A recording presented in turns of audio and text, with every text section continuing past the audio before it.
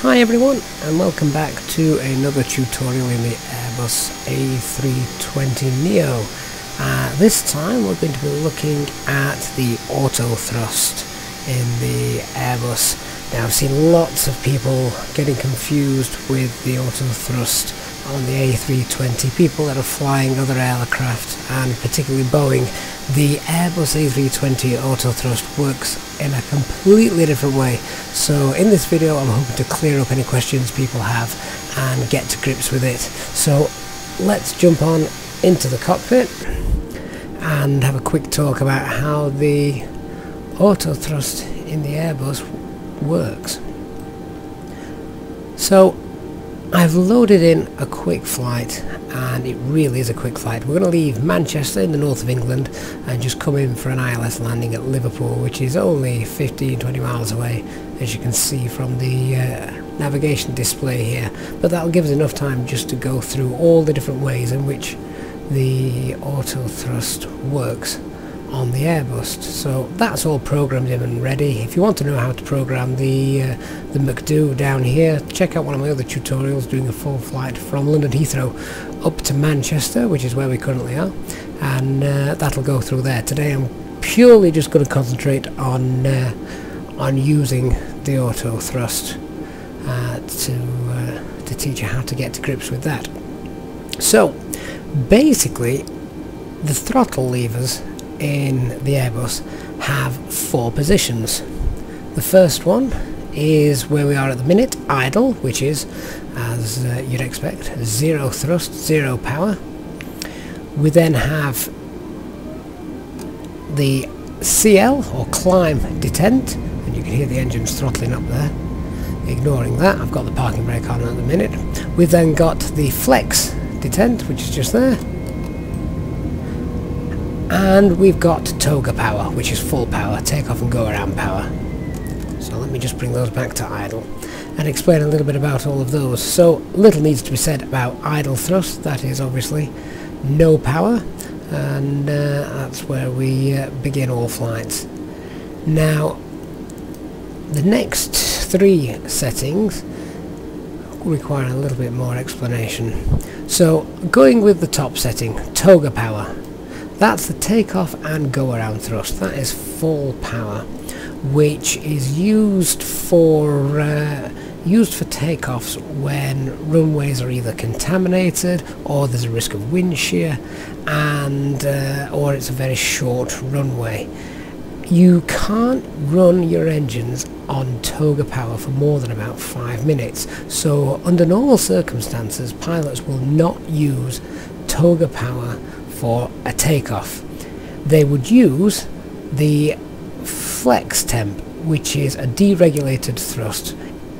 Speaking English, that means that it's running the engines at less than full power, but will give you enough power to take off. However, that requires some complex calculations which are not yet modelled in the default A320. However, I'm sure that will come over time with the fly-by-wire sims and some pay-well level aircraft which will come on the market.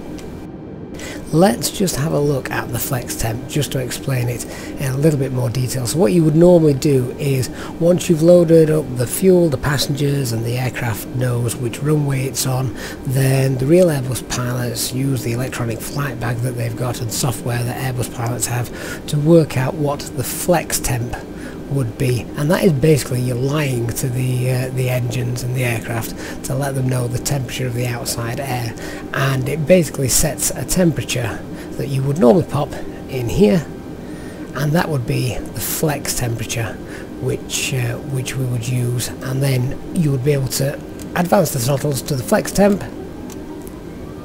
There we are. And that would give you enough power to be able to take off. However, for default flights at the moment, we tend to just use toga power. However, you can't run that for more than 5 minutes because you risk damaging the engines. So if we go back to the performance page here,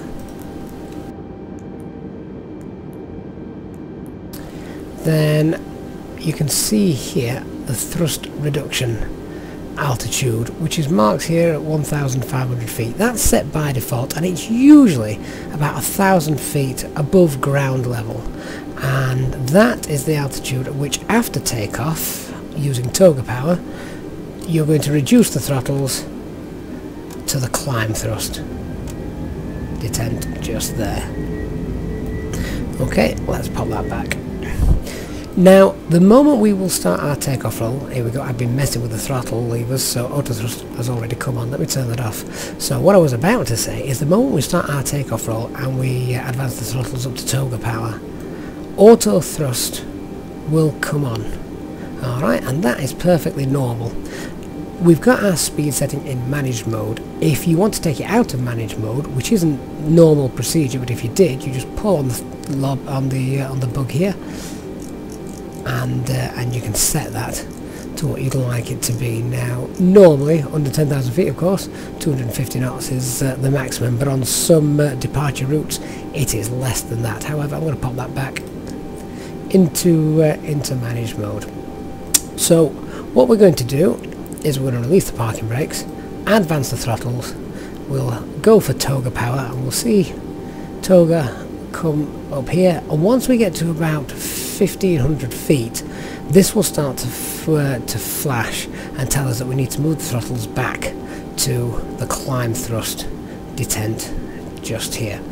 Okay, so let's just do the departure. So quickly just checking. Max brakes armed, spoilers are armed, and that will do for now. Let's go. We've got our flaps are already down. There we are. Okay, so full power, parking brakes released, off we go. And remembering, of course, if you have watched any of the other videos, you should push forward slightly on the side stick until we get to about 100 knots before bringing it back to the centre and looking for V1 and the rotate speed. Here we go. Advancing the throttles up and then to full power, toga power. So we're at toga power now, rolling down the runway, pushing forward, looking for the 100 knot marker. 100 knots, so bring the side stick back to the centre. And we've just passed V1 and rotate, so off we go.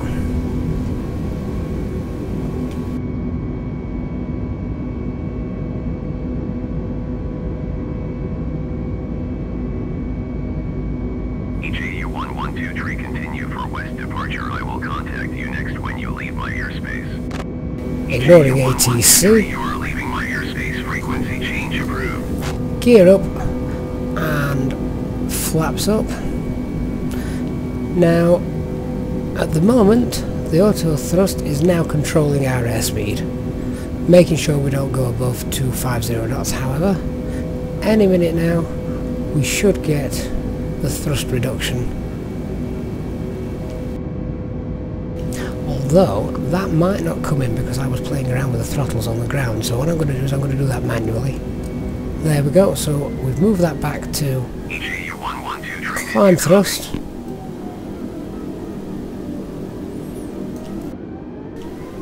And I just need to level the aircraft off so we don't lose airspeed.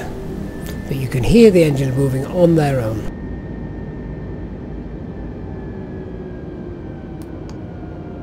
So we've popped the autopilot on just to take care of things while I talk a little bit more to you. Let me just unarm the ground spoilers. So we're now in the climb phase of the flight.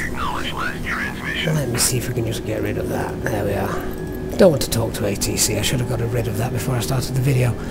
So we're in the climb phase of the flight, and I've told the aircraft, already pre-programmed, we're going up to 9,000 feet, as you can see here. And you can see that the aircraft is taking care of the thrust that we need. And it's taking care of the climb. So what I'm going to do, I'm going to let the aircraft climb up to 9,000 feet, and obviously it's going to follow this track. That air traffic controller doesn't want to go away, does he? There we go. Let's see if we can just ignore him. Manchester Tower EJU 112 tree frequency change. So, that has just changed now to speed. That is because we've reached, or are about to reach, our cruise altitude, 9,000 feet for this short flight. And it is now going to look after our speed.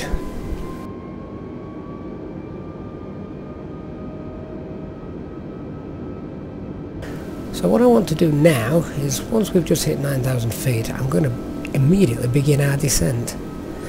But we're not going to touch the throttle levers. We don't need to. As long as they are in this climb detent, then the autopilot, or the auto thrust as they are treated separately, the auto thrust will look after our throttle and adjust our speed accordingly.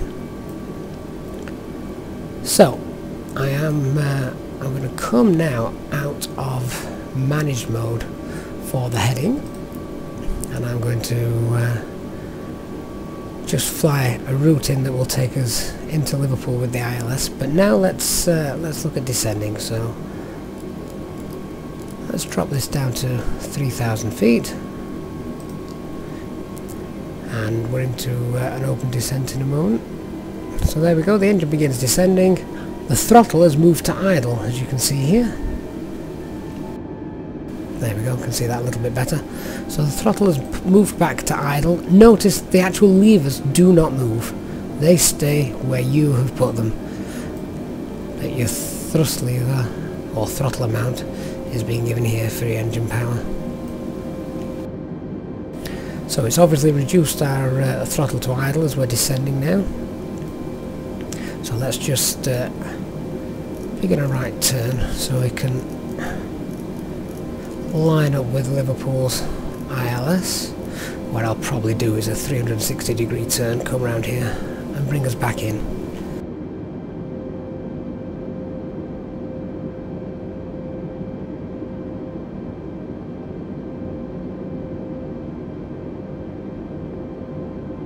If we were doing a much longer flight, so you were climbing up to a normal cruise altitude of, I don't know, 36,000 feet, then once you pass 10,000 feet, the auto thrust would automatically take you above 250 knots, as you're permitted to do, and it would then select the best cruise altitude, the best cruise speed, sorry, for your route.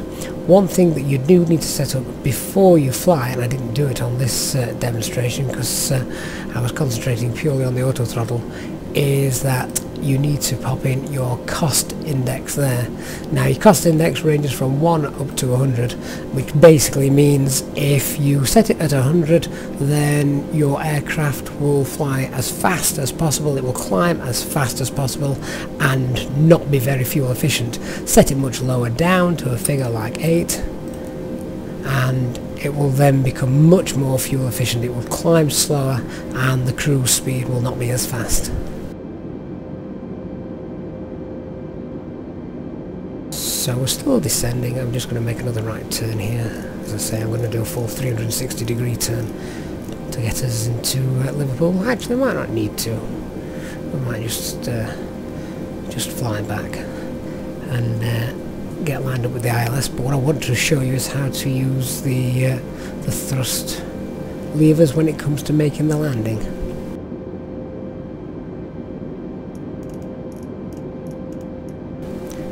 So let's just zoom in a little bit. So there's the approach into Liverpool. We'll turn on the landing system. And I've already set up Liverpool's ILS in the flight computer. Again, if you want to know how to do that, check out the other video for the full flight tutorial.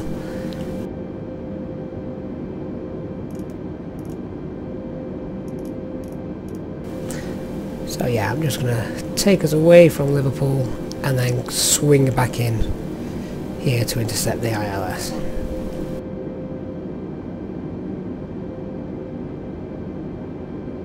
I think the key thing that you need to remember with the thrust levers in the Airbus is after you've taken off at full power and reduced it after about 1,000 feet, 1,500 feet, it will flash and tell you that you need to reduce your throttle. Then you move it back to the climb detent and you just don't touch it. Just don't touch it again, and the aircraft will fly everything it needs to do. The real one, of course, also takes note of any constraints that it has to abide by. So if you're performing a standard instrument departure, or SID, then it will know the speeds that it is allowed to do and not allowed to do, and it will abide by them as well. Not sure if that is modelled exactly right yet in the default A320, but it's worth knowing that that's what the real aircraft does. So yeah, just turning away from Liverpool here. Now you hear the engines firing up again. That's because we're approaching the altitude I'd keyed in, 3,000 feet, so it's gone back to speed mode.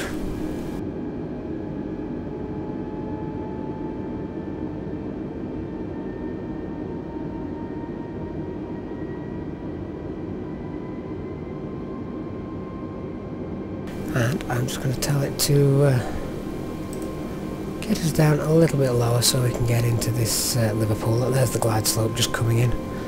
So if we go down to about 2,000 feet, engage that, and now I can make that left turn.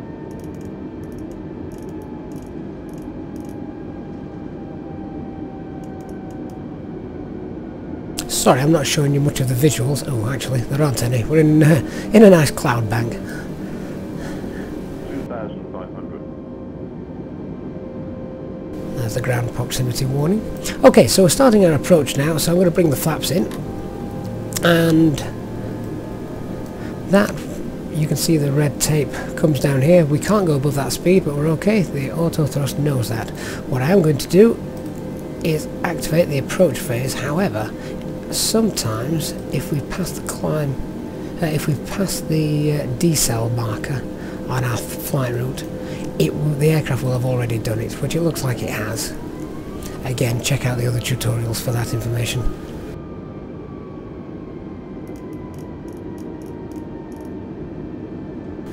So left turn again, flaps 2.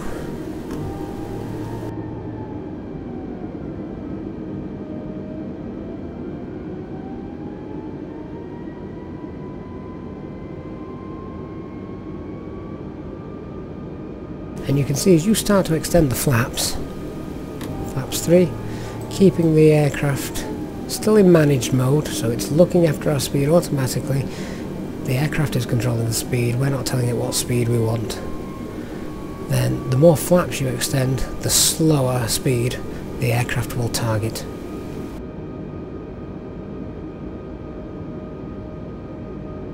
So we're 11 miles away from Liverpool, as it says here, so we'll just get a little bit closer and then we'll look to intercept.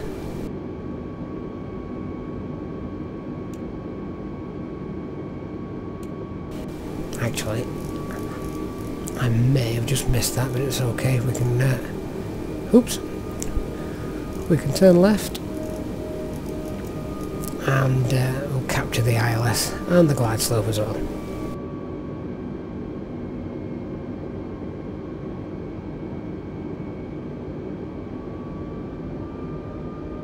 So we're now on a heading that will capture the ILS and glide slope, so we can turn on the approach mode.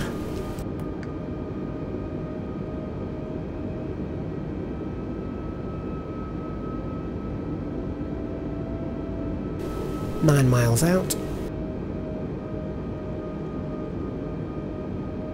So the landing speed of the A320 is usually between about 135, 145, 150, depending on, of course, the weight and the weather that you're having to deal with. But as you can see here at the moment, it's aiming for a speed of around 145 at the moment. Maybe a little bit fast, but that's certainly manageable.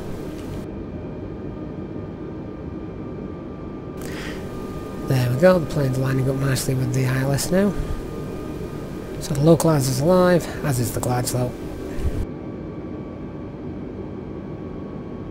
And as the glide slope looks to come on centre, we'll drop the landing gear and extend full flaps. You can also see here it says no decision height, because I've not put a decision height into the McDo. 200 feet is usually the norm, so we'll go with that for now in this demonstration. Okay, landing gear down and full flaps. You can hear again the engines still working away, still being controlled by the Airbus. Localizer is now green, so it's captured and following that. Glide slope is green, captured and following that. And I can't see the runway.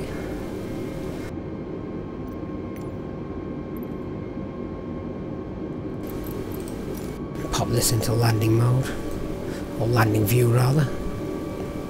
Ah, there we are. Okay, so what's going to happen is we're not going to do a full auto landing. I will disconnect the autopilot in a minute or two's time. Important to note, disconnecting the autopilot does not disconnect the auto thrust, which is absolutely fine. So we take off the autopilot and then we fly the approach in. The aircraft will maintain the speed that it needs to maintain. Once we get the call outs 50, 40, 30, 20, once we get to that, then soon after the 20 marker we'll hear the phrase retard. When you hear that, pull back the throttle levers to idle. That will disconnect the auto thrust. At which point, once we get to about 50 feet from touchdown, 50 feet from touchdown, the aircraft usually just pitches forward ever so slightly, giving you, the pilot, the chance to pull back on the stick and do the flare. Tell you what I haven't done. If we're going to do this properly, brakes, spoilers armed. Don't think I ever bothered turning the landing lights off. So here we go. A little bit windy this, isn't it? You can see it rocking from side to side. So I'm going to disconnect the autopilot and take manual control, but not manual control of the auto throttles. 500.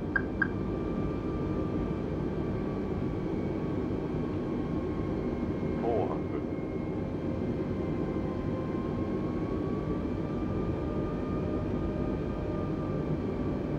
300.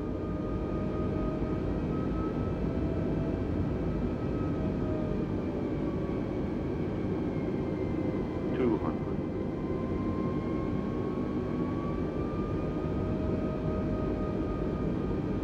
100. 60, 50, 40, 30, 20. Retard 5.